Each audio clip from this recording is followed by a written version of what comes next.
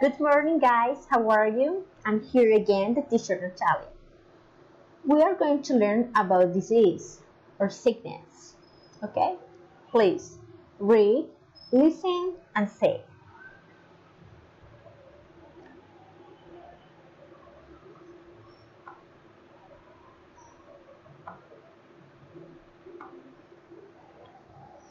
Coronavirus or COVID-19. Diabetes, asthma, flu, heart attack,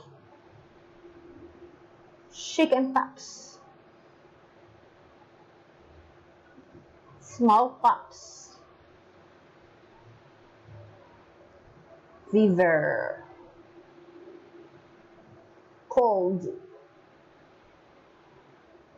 headache, stomach ache, measles, toothache, sore throat, cough. Okay, children, that's all for all. Please practice this vocabulary.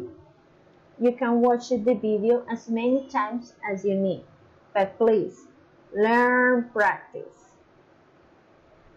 I see you the next time. Have a nice day. Goodbye.